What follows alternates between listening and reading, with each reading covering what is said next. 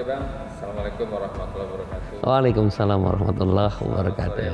Sore, Bang.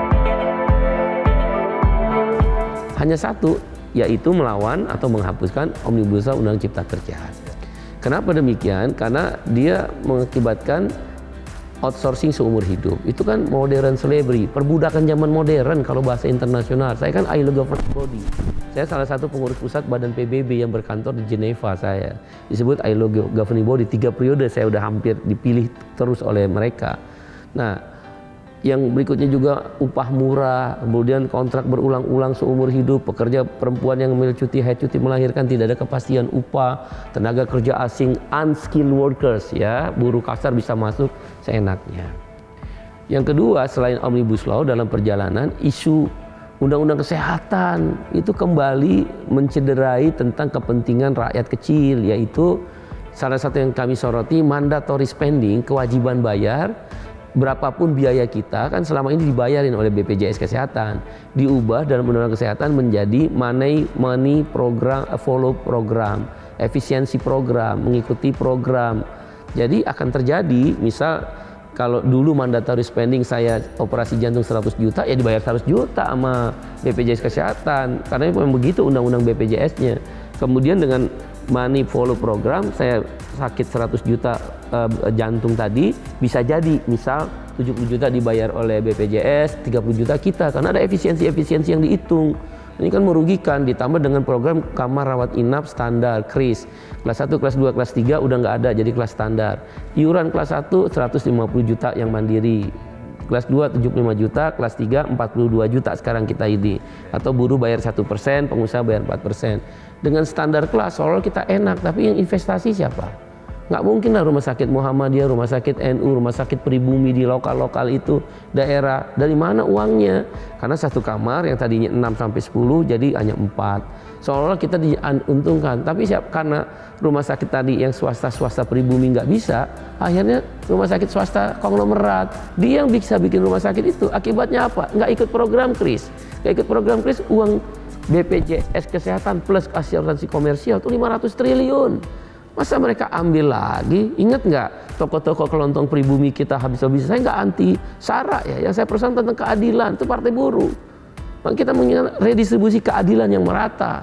Nah, itulah isu yang juga kita persoalkan di Undang-Undang Kesehatan. Begitu juga dengan kenaikan upah minimum 5% ya, 15%, kenaikan upah minimum 15%. Karena kita kan sudah middle income country yang up class ya. 4.500 US dollar rata-rata per tahun, atau 67.500.000 kalau $1 kita anggap 15.000. Kalau dibagi itu setahun, bagi 12 bulan ketemulah 5,6 juta. Jadi seharusnya income per kapita rakyat Indonesia yang bekerja setidak-tidaknya 5,6 juta dong. Jakarta misal upah minimum baru 4,9 juta. Sekarang menuju 5,6 juta ya 700.000, kan 15%. Nah, dan yang lainnya yang kita persoalkan adalah demokrasi terpimpin yang membuat negeri ini kehilangan pemimpin-pemimpin terbaik. Presidensial threshold 20%. Kita minta dirubah jadi 0%. Kalau ada 18 partai, ya biarin aja 18 calon presiden, kan rakyat jadi senang. Toh nanti di putaran 2 tetap 2 sama, mau 3 mau 4 tetap 2 nanti di putaran 2. Kita disuguhkan, bukan berarti tidak baik yang 3 pilihan ini, tapi masih ada juga kan orang-orang baik yang harus diberi kesempatan.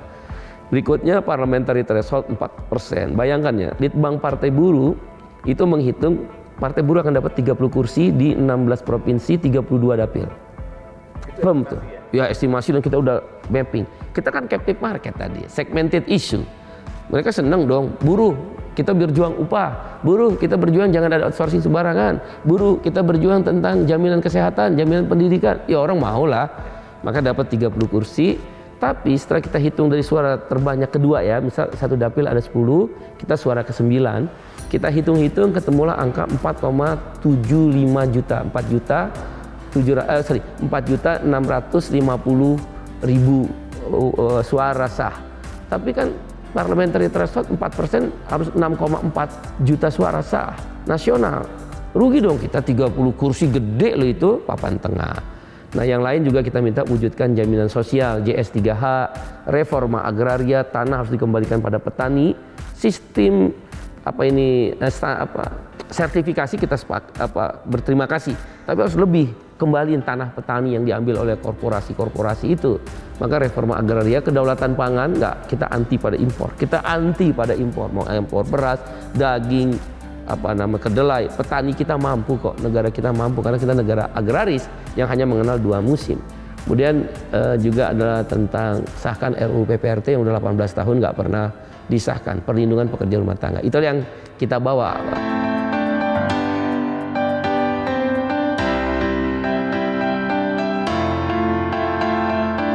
Satu-satunya partai politik yang mengajukan judicial review, satu-satunya partai politik yang melakukan judicial review ke Mahkamah Konstitusi Partai Buruh. Partai Buruh berkomitmen, maka dia nggak ada rasa gentar dengan apapun. Dan ini adalah ruang yang diberikan oleh konstitusi kita. Maka kita ambil, selain gerakan, kan Bang Edi lihat, tanggal 9 Agustus masa buruh puluhan ribu, 10 Agustus dilanjutkan lagi oleh elemen yang lain juga puluhan ribu. Bahkan kita akan mempersiapkan pemogokan nasional 5 juta buruh. Itu tidak menutup kemungkinan kalau diabaikan terus. Maka kita ambil juga jalan hukum, yaitu satu-satunya secara konstitusional yang dibenarkan judicial review. Maka satu-satunya partai politik hanya Partai Buruh. Kita udah masuk di sidang keempat atau kelima, udah saksi ahli, ada saksi fakta, yaitu judicial review terhadap Omnibus Law Undang-Undang Cipta Kerja tersebut. Mudah-mudahan Hakim MK memperhatikan dinamika yang berkembang. Kalau suara keadilan tidak didapatkan di ruang-ruang sidang, maka Partai Buruh dan gerakan buruh, petani, nelayan dan sebagainya akan memilih mencari keadilan di jalanan. Maka kami masih percaya, ya solusi terakhir, karena kami masih percaya keadilan masih kita bisa dapatkan di ruang sidang, dalam hal ini Mahkamah Konstitusi.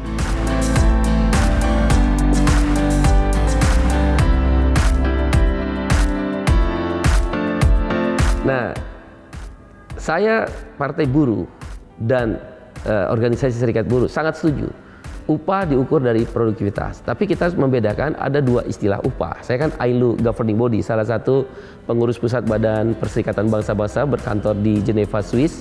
Saya bersidang setahun 4 kali dengan beberapa menteri-menteri negara maju, Jerman, Amerika, seringlah kita satu meja untuk berdialog dan berdiskusi dan menjadi pembicara di beberapa seminar-seminar tingkat dunia ya. Nah, ukuran upah itu harus 2. Satu, upah minimum. Upah minimum adalah upah yang diberikan kepada buruh yang bermasa kerja paling besar itu 1 tahun. Jadi atau dengan kata lain 1 tahun ke bawah itu dikatakan upah minimum. Di dalam upah minimum memang tidak dilihat produktivitas. Kan kita nggak tahu orang baru 3 bulan gimana cara ngitung produktivitasnya. Orang yang bekerja 9 bulan gimana tahu produktivitas, kan nggak tahu. Dan belum lagi nanti setelah setahun jangan-jangan dipecat. Maka diberikanlah dia namanya upah minimum. Tujuannya apa? Dalam konvensi ILO nomor 133 itu disebut untuk jangan absolut miskin. Bang, saya digaji 500.000 juga kalau abang tanya sama orang-orang sekitar sih, mau lah. Daripada nggak kerja. Digaji 700.000, mau lah. Tapi kan nggak boleh. Dia kerja masa untuk miskin, hanya untuk makan, nggak ada beda dengan binatang. Maka ILO mengatakan kamu harus ada namanya standard living cost. Kalau bahasa ILO, kalau kita upah minimum, minimum wage, dan disebut kebutuhan hidup layak. Itu namanya upah yang tidak tergantung pada produktivitas. 2, upah pertanyaan Bang Edi tadi, yaitu upah yang bergantung pada produktivitas. Dan itu hanya banyak faktor. 1, masa kerja. 2, skill, keterampilan. 3, juga teknologi. Nah, di 3 ini Indonesia dibandingkan negara ASEAN saja terdekat Vietnam dan Malaysia, di yang nomor 3 lemah. Saya ambil contoh, kita kan padat karya yang selalu dipersoalkan tuh. Bagaimana produktivitasnya, minta naik upah tinggi terus, tapi produksi rendah. Teknologi industri padat karya, sepatu, garmen, tekstil, makanan, minuman, di Vietnam itu mesin-mesinnya masih canggih semua yang baru-baru. Sehingga produktivitas buruh Vietnam dianggap lebih tinggi. Ya mesinnya baru. Lah kayak kita misal mesin masih jedak-jedek, kalau di Vietnam udah ser gitu loh. Ibarat mesin fotokopi kita masih satu-satu tuh keluar. Kalau yang baru kan ser. Nah, teknologi itu juga harus. Nah, sayangnya pengusaha-pengusaha labor intensif atau padat karya di Indonesia tidak memperhatikan ini. Dari tahun 70 kan mereka beroperasi. Harusnya mulai dong. Saya bisa paham, mulai dong investasi mesin-mesin baru. Saya bisa paham Karena mereka kan hanya tukang jahit. Kalau dia investasi mesin baru, apakah buyer akan melanjutkan ordernya? Maka dia ketakutan. Nah, salah satu penyebab produktivitas Indonesia dianggap lebih rendah dari Vietnam faktor teknologi. Tapi kalau bicara skill dan bicara tentang training, kita di atas rata-rata. Buktinya, misal Puma, Puma, Reebok, Nike, pabrik-pabrik berstandar internasional itu kenapa memberikan kelas A-nya? Kan mereka ada grade A, grade B, grade C. Ada tuh kalau grade A yang lurus jahitannya, kan tadi saya ketemu sama mereka. Kalau grade B mencong-mencong dikit, grade C udah kemana tuh jahitan, afkir. Nah, Indonesia ketika buyer itu ngumpul di Hong Kong selalu dapat grade A.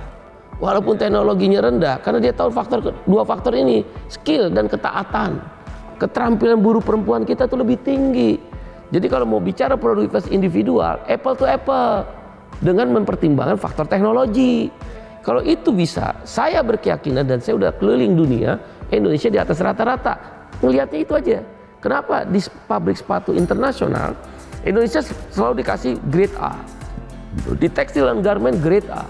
Kan itu kelihatan nanti di store-store atau toko Singapura, di Paris, di Milan, kan saya keliling dunia, di Geneva.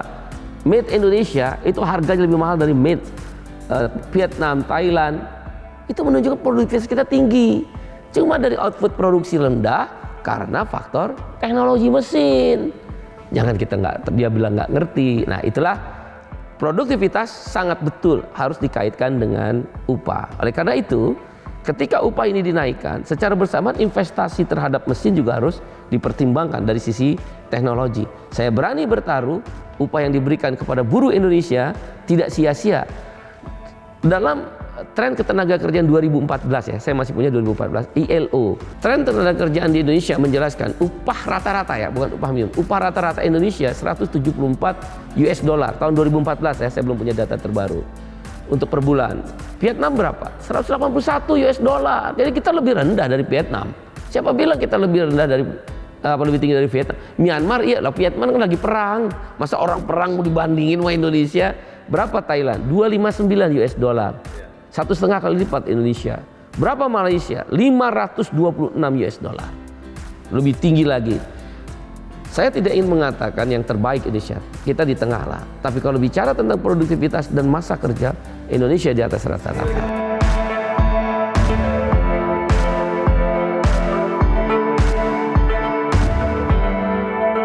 Pertama singkat aja saya jelaskan ulang sehingga tim saya harus mengambil sebuah reaksi. Kan ada aksi maka ada reaksi, tapi kami tetap positif. Partai Buruh itu nggak boleh bertentangan dengan arus civil right ya, hak-hak sipil, human right, hak-hak asasi manusia, labor right, itu nggak boleh.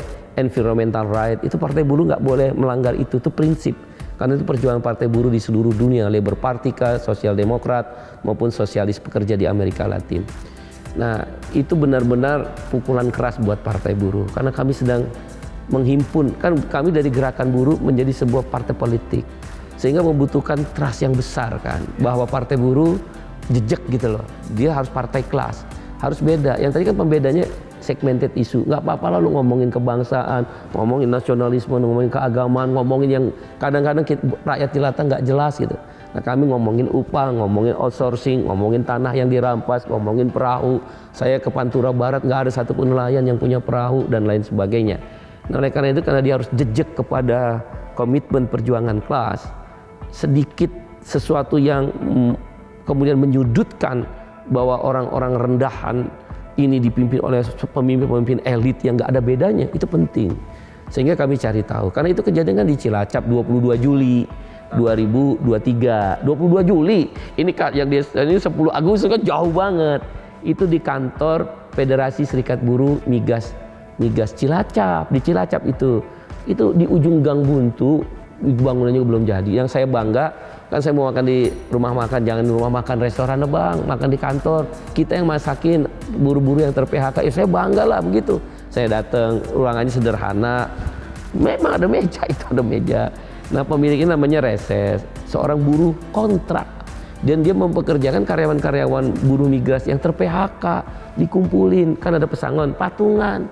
bikin usaha kaki lima. Nah dia bangga saya datang, kan jarang-jarang presiden partai datang, kata dia gitu, dan kawan-kawan. Malah saya yang seneng kayak begitu. Di Tegal juga saya begitu, di bengkel bis, di Karanganyar, di balai desa. Nah saya makan di situ. Memang itu makanan Jepang yang harga 10 sampai 15 ribu lah per orang. Tapi kan untuk 3 orang bisa 50 ribu. Ya, kaki lima 15 ribu, bayangin. Ada daging-daging, sayur-sayur. Nah yang masak itu si reses. Nah tapi kan tiba-tiba dikaitkan nggak ada aksi. 9 Agustus saya mimpin aksi langsung. Long March tanggal 2 sampai 9 Agustus boleh dicek. Saya ikut di beberapa etapa itu, jalan kaki itu. Saya bahkan yang buka jalan kaki sampai 5 kilo karena saya kan sakit. Kaki saya bengkak, nggak bisa jalan panjang. Nah setelah tanggal 9 Agustus saya mimpin puluhan ribu loh, sama lah, 9 dan 10 itu sama, jumlah massa saya sama, nggak bisa saling mengklaim ya sama. Nah 10 Agustus saya kan capek sekali, udah jalan kaki ikut ya, tapi nggak terus-terusan jalan kakinya. 9 Agustus mimpin lagi, kemudian 10 Agustus saya sakit, tiba-tiba dia taruh kita makan enak-enak, marah semua lah. Kita harus perhatikan juga. Nah akhirnya ya udah gini aja dah, jalan tengahnya kita laporkan aja ke polisian, siapa dalangnya. Kami menduga ada sesuatu kekuatan besar. Saya nggak tahu apakah partai politik, apakah tanda petik pengusaha-pengusaha hitam. Saya sebut pengusaha hitam yaitu pengusaha yang perlu kepada upah murah, perlu kepada outsourcing, perlu kepada karyawan kontrak berulang, karyawan perempuan tidak ada perlindungan yang memadai. Itu saya sebut pengusaha hitam. Kalau tidak mau mendukung, minimal jangan menghancurkan. Nah kita pengen tahu ada apa di balik itu. Betul sekali. Ya, itulah resiko. Lah kan sebelum cium tangan dengan Pak Ganjar, dihajar yuk. Apapun yang saya lakukan selalu menjadi, saya hanya berpasrah diri pada Allah. Saya itu orang yang termasuk tidak terlalu peduli dengan sosial media. Saya ya, pribadi ya. Sehingga saya nggak terlalu mudah untuk gundah gulana. Saya berpasrah diri. Tapi kalau udah partai, banyak orang di situ, ada harapan orang. Ada orang-orang kecil dia bayar 50 ribu, dia bayar 100 ribu, dia jalan kaki. Aduh, kalau ingat itu hati itu sedih mendalam. Masih ada orang yang menyerang, padahal yang menyerang itu menikmati hasil perjuangan buruh. Mereka cuti haid, siapa yang berjuangin? Kalau dia perempuan, cuti melahirkan, siapa yang berjuangin? Upah mereka, jaminan sosial mereka, siapa yang berjuangin?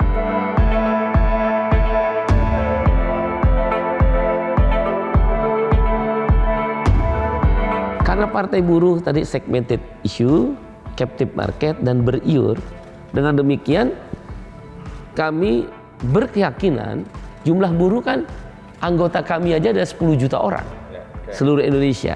Kalau kita pakai faktor pengalinya jam sostek, satu istri atau satu suami dan satu anak, jam sostek itu atau BPJS Ketenagakerjaan 1,4 koefisiennya. Dengan demikian captive-nya kan di 24 juta. Udah obok-obok aja 24 juta.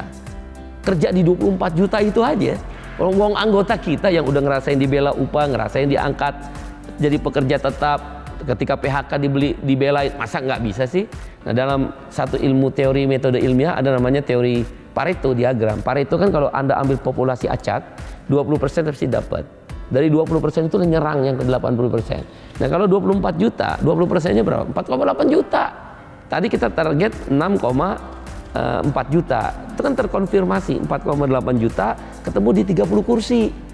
Nggak usah banyak 38 provinsi, 16 provinsi aja. Nggak usah 84 dapil DPR RI, cukup 32 dapil DPR RI.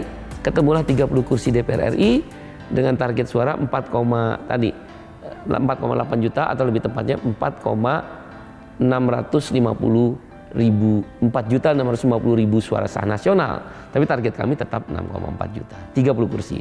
DPRD provinsi kami targetkan 100 kursi DPRD provinsi seluruh Indonesia. Tapi provinsi yang basisnya buruh dan petani ya, dan kelas pekerja. Kemudian DPRD kabupaten kota kami hitung ketemu mappingnya 700 kursi. Ini partai kelas.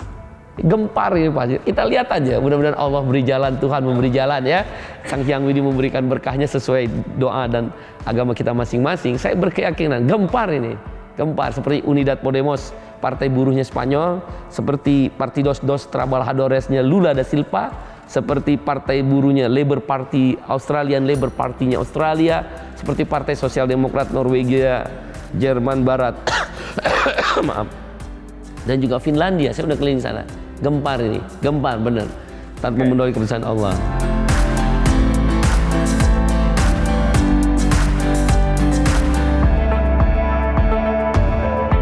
Anggota Partai Buruh adalah anggota serikat buruh dan serikat petani yang terdidik.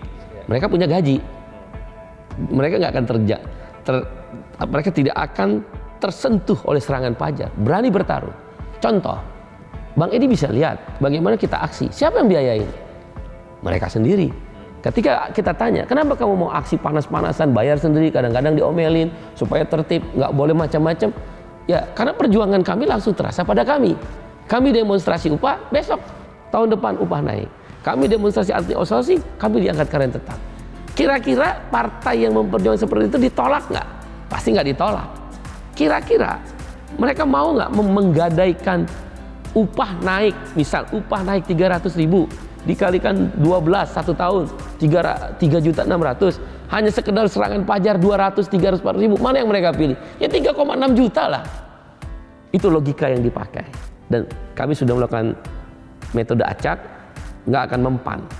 Nah, kuncinya adalah Partai Buruh harus terus jejak lah, bahasa Jawa itu jejak, berkomitmen terhadap isu-isu segmented. Udahlah, isu konsisten. Karena isu yang lain sudah diambil oleh partai lain. Jangan main-main ke partai lain, nggak usah.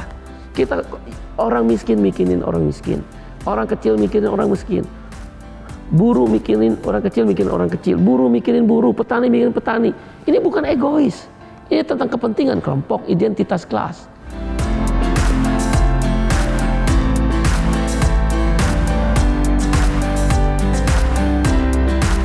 Partai Buruh sedang berikhtiar.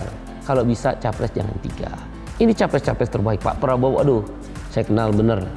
Mencintai Indonesia melebihi dirinya. Beliau tidak pendendam. Pak Ganjar, nasionalismenya kuat. Ibadahnya juga kuat. Pak Anies juga saya kenal. Nah, tapi kami nggak boleh berhenti di 3 capres ini. Timor Leste sekarang. Itu jumlah penduduknya mungkin pemilihnya nggak lebih dari 10 jutaan lah. Calon presiden, calon perdana menterinya berapa? 16. Macron, Prancis, negara besar, sekitar 70 jutaan lah pemilihnya, mungkin 50-60 juta. Calon presidennya berapa? 10. Indonesia 267 juta. Pemilihnya sekitar 205 juta ya kata KPU sekarang, DPT-nya. Cuma 3. Ini orang baik. Tapi kasih kesempatan juga orang baik yang lain. Sekarang ada 18 partai politik yang lolos pemilu. Ya udah biarin aja 18 capres. Atau putaran kedua tetap 2, apa yang salah? Itu orang Indonesia juga, sama-sama orang Indonesia. Maka ikhtiar kami presidensial threshold 20%, kami minta kepada MK diubah menjadi 0%, sehingga ya 0%, dan ini lambang Partai Buruh nomor 6, 0%, sehingga bisa ada 18 calon partai politik menyalonkan capresnya. Bila mana juga tidak, bisa dikatakan oleh MK itu untuk 2029, Partai Buruh ada mekanisme dalam menentukan calon presiden. Andaikan tadi presidensial threshold 0% diberlakukan oleh MK 2029, tidak 2024. Yaitu pertama Rakernas. Rakernas ini udah ada 4 ditambah 1, rupanya berkembang lagi. 4 itu ada Pak Ganjar, ada Said Iqbal, ada Pak Anies, ada Najwa Shihab. Itu kan kelihatan calon alternatif ya. Dan menyusul setelah pasca Rakernas, 8 provinsi memberikan usulan lagi Pak Prabowo Subianto. Memang jadi 5 akhirnya. Nah kemudian nanti ada konvensi capres. Nanti kita bikin semacam panel akademisi dari 10 guru besar di beberapa kampus Indonesia. Dan Partai Buruh kan gampang, pakai aja WA, nggak pakai survei miliaran. Bikin aja kuesioner, siapa capres yang kamu pilih, sebar. Kami minimal 100.000, kalau bisa 1 juta. Pakai ini aja, pakai apa? Orang kita partai kelas kok, anggota kita tadi kan saya bilang 10 juta. Gampang bener, itu namanya kuesioner, itu namanya konvensi. Nanti hasil konvensi 2 atau 3 akan dibawa, 2 atau 3 capres dibawa ke rapat presidium tertinggi yang jumlahnya 11 organisasi. Jadi kami nggak gampang, bukan partai dinasti, bukan daulat dinasti, daulat uang, daulat ratu, daulat apa namanya kekuasaan. Ini 11 organisasi ini yang menentukan, namanya rapat presidium. September kemungkinan kita konvensi, Oktober mulailah kita akan mendapatkan siapa yang diputuskan oleh rapat presidium. Kita berharap presidensial thresholdnya jadi 0%, sehingga dengan 0% itu maka akan ada calon alternatif.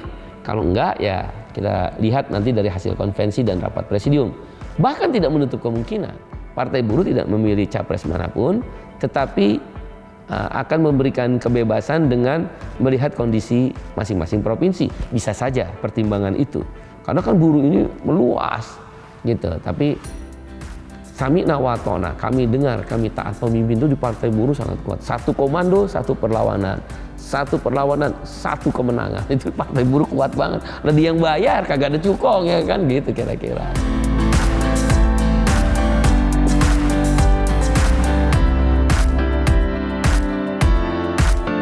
Perkembangan teknologi adalah satu keniscayaan. Revolusi industri 1.0 itu dimulai dari orang yang biasa kerja pakai tangan, ada ditemukannya mesin uap oleh James Watt. PHK besar-besaran. Tapi kan seiring waktu orang tetap ingin bekerja. Teknologi itu nggak boleh membebani orang. Revolusi industri 2 terjadi PHK lagi besar-besaran, yaitu dengan ditemukannya listrik oleh Thomas Alva Edison. Ya, PHK besar, akhirnya menyesuaikan lagi. Karena manusia harus bekerja. Teknologi itu adalah untuk manusia, bukan untuk menghancurkan manusia. Itu perdebatannya di tingkat dunia ada, di PBB juga ada, di lembaga-lembaga saintifik juga ada. Revolusi industri 3.0 ditemukannya komputer, IT, informatika teknologi. Dulu segede lemari, sekarang sekecil ini juga ada. Apalagi dengan ada artificial intelligence itu kan, AI. VOI juga mengembangkan itu, AI Care besar, wah luar biasa. Sekarang revolusi 4.0, cyber. Cyber itu segala sesuatunya dari offline ke online. Nah, kita udah terjadi kan dengan ada pandemi COVID-19. Nah, buruh juga akan terjadi di industri perdagangan, labor intensif itu terjadi ada dua yang disebut revolusi industri 4.0 teknologi. Satu digital ekonomi, dari offline menjadi online. Tapi pabrik nggak akan mungkin hilang. Ya kalau online dagang yang memproduksi barang siapa? Tetap ada. Tapi dihantam dengan yang kedua digital ekonomi itu yang di pabrik, robotisasi. Sehingga akan terjadi pengurangan tenaga kerja besar-besaran. Jutaan, bahkan 200 juta menurut Global McKinsey Institute. Itu 200 juta orang seluruh dunia. Tapi bagi serikat buruh dan partai buruh di seluruh dunia sama. Dia akan mencari ruang di mana teknologi tidak boleh membawa kesengsaraan pada umat manusia, termasuk para buruh, petani, nelayan, dan kelas pekerja. Maka disitulah akan terjadi regulasi-regulasi. Sama kan dari mulai revolusi 1.0, 2.0, 3.0, itu kan regulasi-regulasinya banyak. Nah ini di 4.0. Kami di ILO, saya ILO Governing Body salah satunya, mendiskusikan itu di workers group untuk dibawa nanti jadi rekomendasi ILO atau konvensi ILO. Disitulah konvensi ILO, International Labour Organization atau Badan Perburuhan Dunia akan mengatur tentang attitude, etika, code of conduct yang boleh, yang tidak boleh, dan negara yang melanggar itu akan dikucilkan dalam perdagangan dunia. Nah, karena itu saya percaya kehadiran Partai Buruh di Indonesia adalah sebagai sebuah ikhtiar kaum buruh bersama kelas pekerja lainnya, petani, nelayan, dan lain sebagainya, guru tenaga honorer, buruh migran, untuk memastikan revolusi industri 4.0 satu, tidak boleh ada PHK besar-besaran yang merugikan. Dua, kalaulah terjadi PHK besar-besaran, dia menimbulkan sebuah lapangan pekerjaan jenis baru sehingga bisa terjerap tenaga kerja. Tiga, hak-hak buruh, labor right, human right, environmental right, civil right tidak boleh terlindas oleh karena persoalan teknologi ini. Yang keempat, kita memastikan kesejahteraan. Apa sih tujuan hidup? Bahagia, sejahtera. Maka kita harus memastikan partai buruh, hanya partai buruh. Karena di dunia begitu. Partai yang lain kan mikirin modal, teknologi, perusahaan. Tapi dia nggak mikirin tentang kesejahteraan dan kebahagiaan. Kalau apapun ada tuh retorika. Maka partai buruh penyeimbangnya. Kalau partai agama kan urusan tentang bagaimana meningkatkan keberagaman, bagaimana meningkatkan lembaga rumah-rumah ibadah, itu oke. Nah, yang melawan tentang modal dan teknologi, partai buruh. Kira-kira itulah kita persiapkan partai buruh. Menyesuaikan diri. Karena teknologi nggak bisa dilawan, tapi kebahagiaan dan kesejahteraan manusia juga tidak boleh diabaikan. Teknologi berkembang, kebahagiaan meningkat, kesejahteraan meningkat. Ini yang kita sebut regulasi. Pertarungan tentang kelas antara kemajuan teknologi yang berhubungan dengan capital, modal, harus diimbangi dengan pertarungan kelas tentang kebahagiaan dan kesejahteraan. Disitulah partai buruh dan partai kelas pemodal melakukan keseimbangan di parlemen secara konstitusional.